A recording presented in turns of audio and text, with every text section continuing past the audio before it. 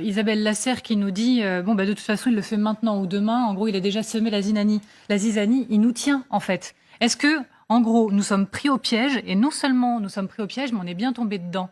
Parce que hier, je ne sais pas si vous avez vu cette information, mais l'Union européenne a soumis une disposition sur la levée d'une partie des sanctions à l'encontre de 7 banques russes pour faciliter le commerce alimentaire. Est-ce que, oui, il nous a pris au piège, mais tellement pris au piège qu'on est obligé effectivement de revenir en arrière sur ce qu'on a décidé? Bien sûr qu'on est pris au piège, mais ce n'est pas une surprise, parce que les conditions de notre impuissance, on les a fabriquées sciemment depuis plus de 10 ans. Donc je pense que c'est un peu stérile aujourd'hui d'avoir ce débat-là. C'est la faute de qui? C'est quoi? Est-ce qu'on aurait pu y faire? Maintenant, on est au pied du mur, et la question est de savoir qu'est-ce qu'on fait.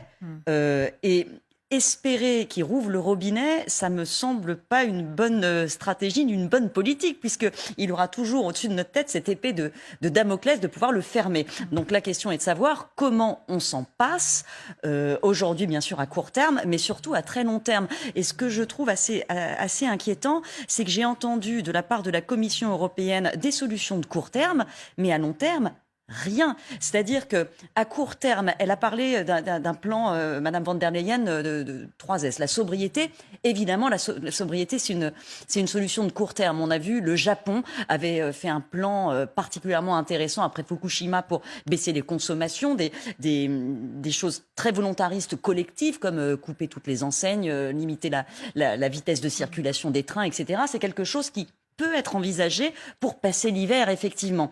Elle a parlé de substitution. Alors, bien sûr, il faut substituer. On peut acheter du gaz aux Américains, aux Qataris, mais ça reste une dépendance, si vous voulez.